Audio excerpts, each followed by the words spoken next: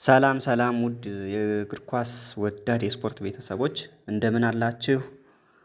ዛሬ የምንነጋገርበት ጉዳይ የአርሰናል ጉዳይ ይሆናል። አርሰናል በዚህ የውድድር ዓመት ለዋንጫ እንዳለፉት 2 ዓመታት በዚህኛውም ሶስተኛው ዓመት ላይ ጥሩ ተፎካካሪ ወይም ከዛም በተሻለ መንገድ ዋንጫውን ያሸንፋል፣ የማሸነፍ እድል አለው፣ እድሉ ሰፊ ነው ተብሎ ሲጠበቅ መንሸራተት ገጥሞታል። ስለዚህ ይህ ነገር ለምን ተከሰተ? በማይክል አርቴታ ስር አርሰናል በምን ለውጦች ውስጥ አለፈ? ያነበረው ለውጥስ ጥሩ የሚባል ነው፣ በቂ የሚባል ነው ወይስ የጎደለው ነገር አለ?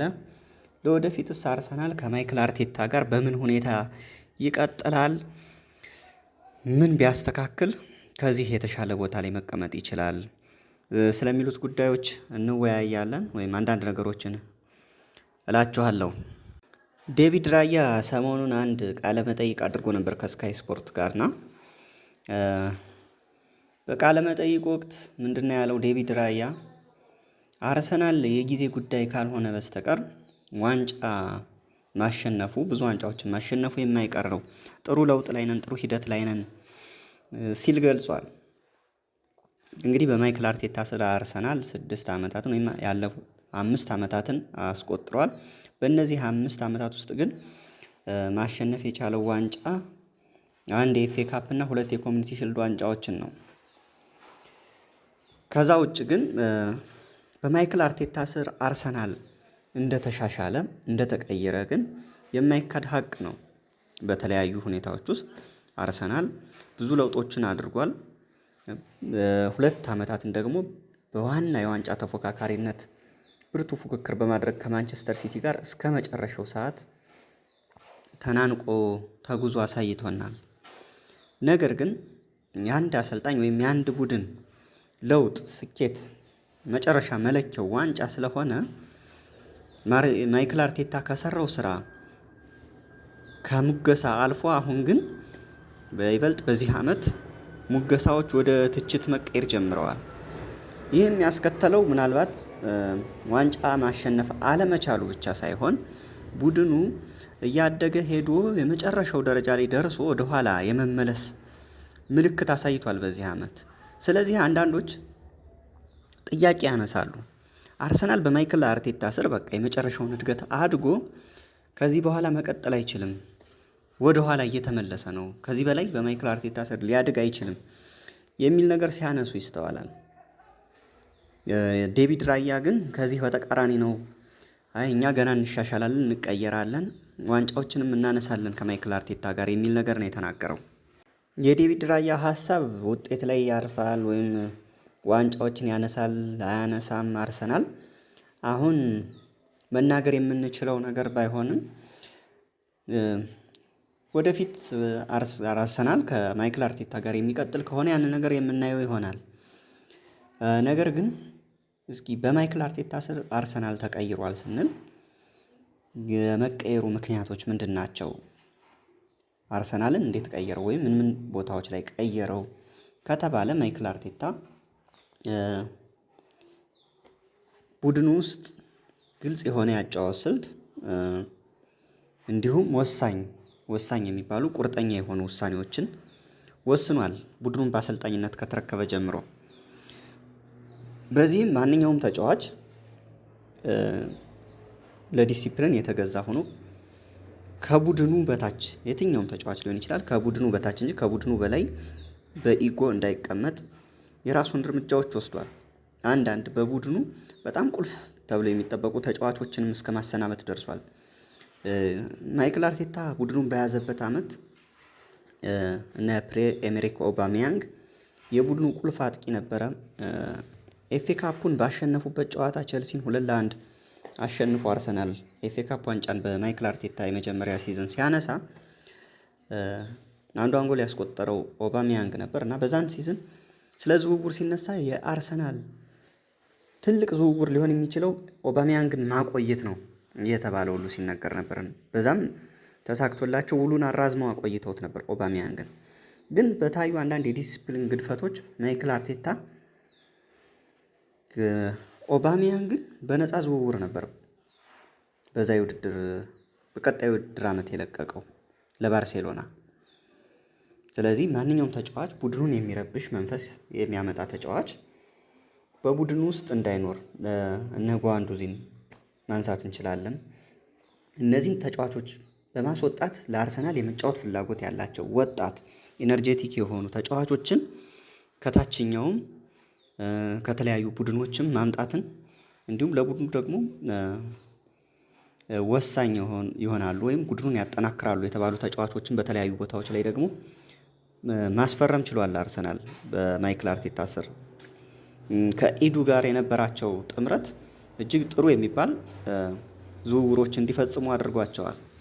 በዚህም ምንም እንኳን በኡናይ ኤምሪ ስር ያደጉ ቢሆንም እነ ቡካዮ ሳካ በማይክል አርቴታ ስር እጅግ ጎልብተው ለአርሰናል ትልቅ አቅም የፈጠሩ ተጫዋቾች ሆነዋል። እንዲሁም እነ ማርቲን ኦዴጋርድን ከሪያል ማድሪድ የመጫወቻ ሰዓት ያላገኘ ተጫዋች ነበር ማርቲን ኦዴጋርድ።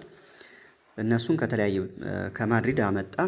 እነ ዊሊያም ሳሊባ በውሰት ውል ነበረ ወደ ለአርሰናል ከፈረሙ በኋላ ሌላ ቦታ ነበር የሚጫወቱት። በውሰት የተለያየ ክለብ እየተሰጡ ነበር። እነሱን ወደ ቡድኑ በመመለስ እነ ገብርኤል ማጋሌሽን እነ ቤን ዋይትን በተለያዩ ቦታዎች ላይ እንደዚህ የማጠናከር ስራዎችን ሰርቷል አርሰናል።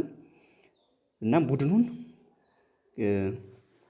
በጊዜ ሂደት በአንድ አይደለም ድራማቲክ ለውጥ አይደለም ያመጣው ማይክል አርቴታ፣ ጊዜ ተሰጥቶታል። 3 ዓመታትን ጥሩ በሚባል ውጤት አይደለም ይሄድ የነበረው አርሰናል። ፖይንት ፐር ጌም ወይም በጨዋታ በአቬሬጅ የሚያስመዘግባቸውን ነጥቦች እንኳን ብናይ 1.6 1.63 እንደዚህ የመሳሰሉ ውጤቶችን እያመጣ ነበር 3ቱን ዓመታት አርቴታ በአርሰናል ቤት ያሳለፈው። ነገር ግን ትረስት ዘ ፕሮሰስ በሚል መርህ እነ ኤዱ ወይም የአርሰናል አመራሮች አርቴታን ከማባረር ይልቅ ጊዜ ሰጥተውት የራሱን ቡድን እንዲገነባ በዝውውርም እየደገፉት ነበር የቆዩት። ያ ትዕግስታቸውም ፍሬ አፍርቶ መጨረሻ ላይ አርሰናል ለዋንጫ ተፎካካሪ እጅግ የሚማርክ ጨዋታ የሚጫወት በመከላከሉም በማጥቃቱም ጠንካራ የሆነ ቡድን መገንባት ቻለ አርቴታ።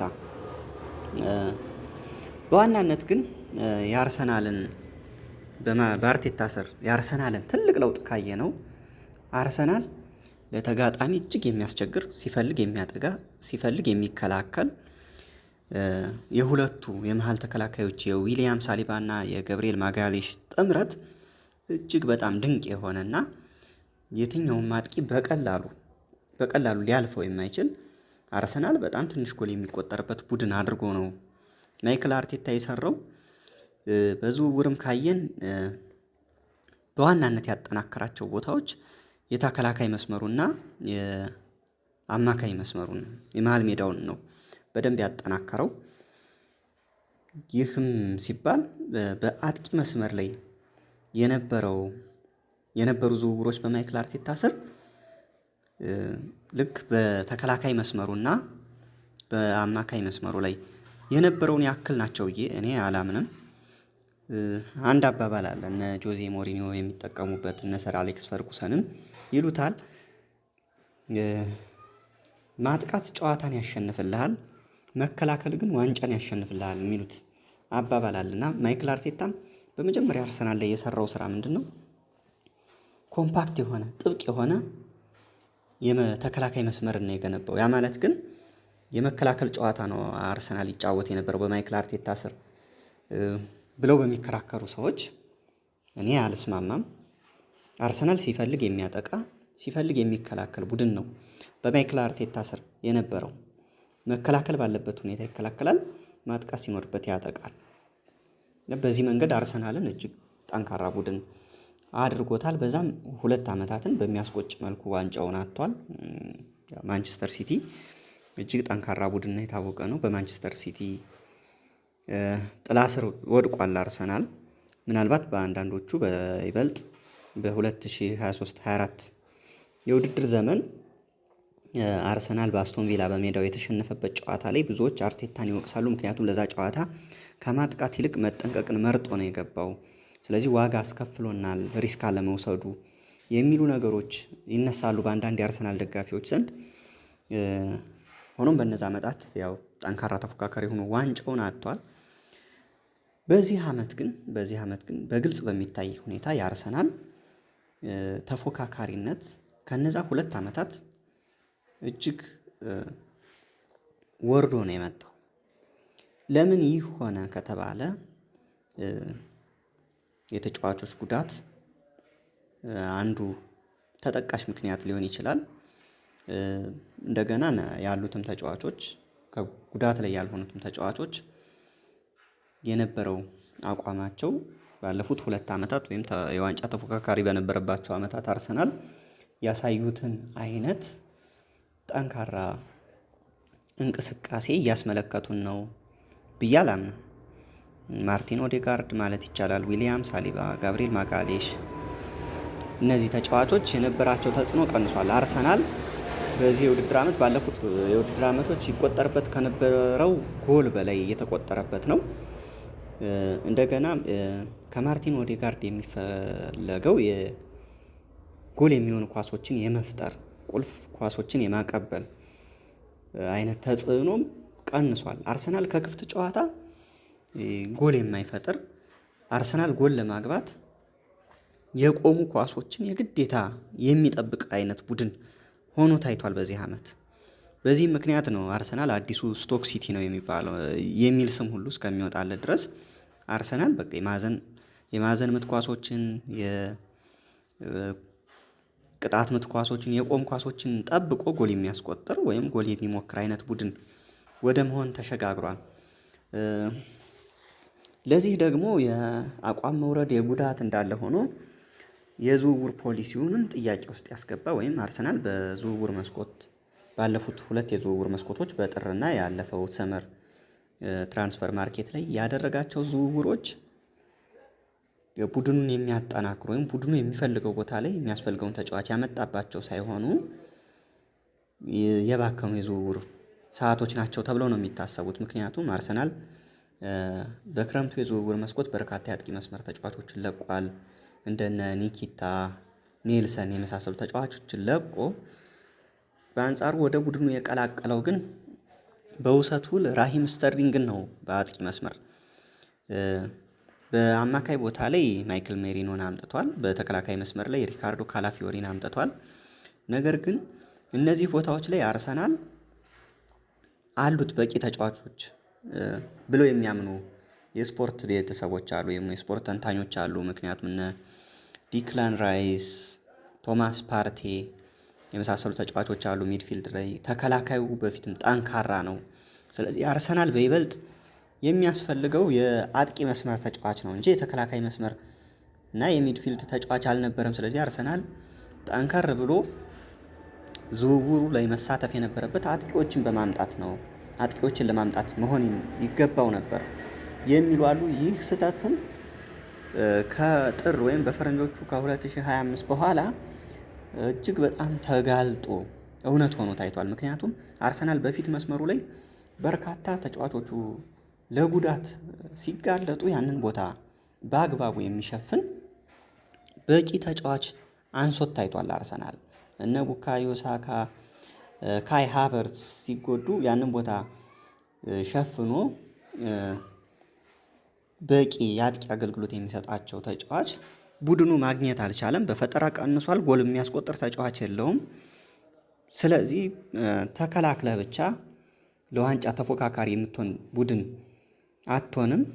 እንደገና በመከላከሉ ረገድም አርሰናል ካለፉት ዓመታት ተዳክሞ ካለፉት ዓመታት የበለጠ ጎል እየተቆጠረበት የበለጠ ሙከራ የሚያስተናግድ አይነት ቡድን ሆኖ ቀርቧል። ስለዚህ ይህ የውድድር ዓመት ከተጠበቀው ጊዜ ቀድሞ ያው በሂሳባዊ ስሌት ተረጋገጠ ባይባልም እንኳን እንዲሁ በእግር ኳሳዊ ምልከታ ዋንጫው ከአርሰናል እጅ በጊዜ የወጣበት ሁኔታ ነው ያለው። በዚህም ሳይጠበቅ የአርኔ ስሎቱ ሊቨርፑል ለቶፕ ፎርም ይቸገራል እየተባለ የነበረው ሊቨርፑል ግን በጥሩ ግስጋሴ በርቀት ያመለጠበት ሁኔታ ነው ያለው። አርሰናል አሁን ለዋንጫ የዋንጫ እድሉ አልተሟጠጠም። በቻምፒየንስ ሊግ ላይ ጥሩ ጉዞ እያደረገ የሚገኝ ቡድን ነው አርሰናል። ከኢንተርናሽናል ብሬኩ መልስም ከፕሪሚየር ሊጉ ፉክክር በበለጠ ምክንያቱም ዋንጫውም የተበላ ዕቁብ ነው። የቶፕ ፎር ፉክክርም አርሰናልን የሚያሰገው አይደለም። አርሰናል የተቀመጠበት ቦታ አስተማማኝ ነው በዛ ረገድ። ስለዚህ ሙሉ ትኩረቱ አርሰናል የቻምፒየንስ ሊግ ጨዋታው ይሆናል ተብሎ ይታሰባል። በቻምፒየንስ ሊጉ ጨዋታው ሲደርስ የምንነጋገርበት ሆኖ ከፊቱ ያለው ቡድን የቻምፒየንስ ሊግ ማስተር ነው፣ ሪያል ማድሪድ ነው። ዴቪድ ራያ በጉጉት የምንጠብቀው ጨዋታ ነው ሲል ገልጿል። እዛ ላይ የሚያሳየው ፐርፎርማንስ እንግዲህ አርሰናል ምን ይዞለት ይመጣል የሚለውን ጨዋታውን ሁላችንም በጉጉት የምንጠብቀው ነው። ነገር ግን አርሰናል ያንን ጨዋታ ማለፍ የሚችል ከሆነ ከቻምፒየንስ ሊግ እጅግ በርካታ ገንዘብ ከ100 ሚሊዮን ፓውንድ በላይ ያገኛል።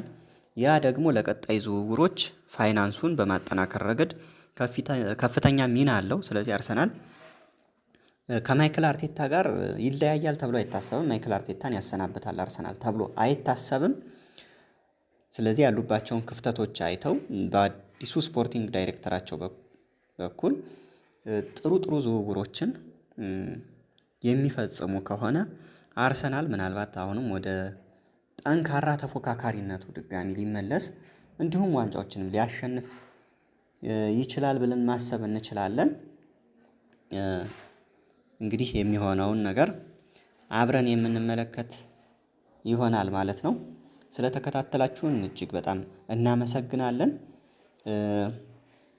እንግዲህ ፕሮግራማችን ቪዲዮ የተለያዩ ሰዎች ጋር ብዙ ሰዎች ጋር ይደርስ ዘንድ ላይክ በማድረግ ሼር በማድረግ እንዲሁም ቻናሉን ሰብስክራይብ በማድረግ ትብብራችሁን እንድታሳዩ በአክብሮት እጠይቃለሁ። አመሰግናለሁ። ይመቻችሁ።